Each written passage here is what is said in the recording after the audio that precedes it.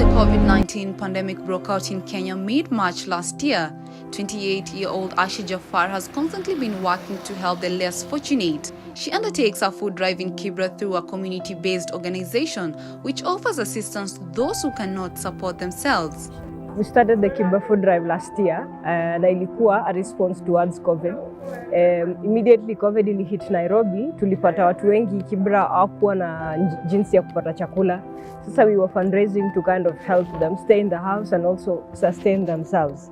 And we were able to raise like close to 3 million, and we were able to raise to feed 5,000 households in Kibra.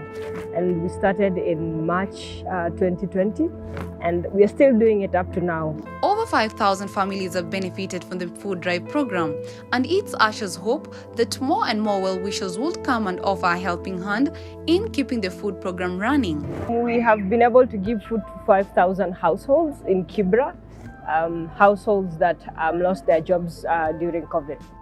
We didn't have a direct sponsor or a direct partner, so we were relying on crowdsourcing our funds. We were using the Mchanga platform to raise our funds, and that's how we were able to raise the 3 million Kenyan shillings. Besides food distribution, Asha's initiative also provides youth with hands-on skills that will help reduce dependency on aid, making them more productive.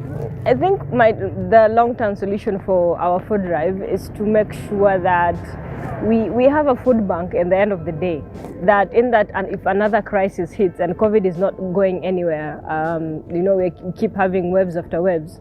So it's nice if we can have long-term solutions, that is making sure that the people we give out food are not starving anymore. So either we give them loans to start businesses in like small-scale businesses, or we try and help them to continue sustaining their families by giving them skills and other things to keep them going. Because if COVID took away your job, then if you give you skills that you can survive with it in Kibera, like cooking on the streets, selling clothes and things like that, you can survive. I think the biggest challenge is Kibra has, like many people are saying 1,800,000. And every week we were giving food to 200 families, sometimes 100 families. And the demand, the demand outweighs the resources that we have.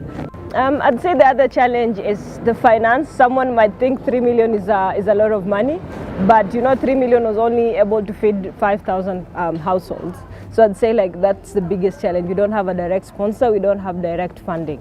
So it's kind of, we are not sure, it's like walking on eggshells. We're not sure when we'll give out food, we're not sure when we'll have enough money. Despite the challenges Asha and her colleague face, they continue to hope that with more people coming in to offer assistance both financially and through donations, they will be able to keep their program running. If you'd like to donate to Kibra Food Drive, you can go to our Mchanga page. It's called Kibra Food Drive, and you can donate any amount you want. If you want to look at our work, we have a Facebook page, Kibra Food Drive. You can find all the pictures and resources to also keep up with what we are doing, and ways you can also connect with the families that we're giving food.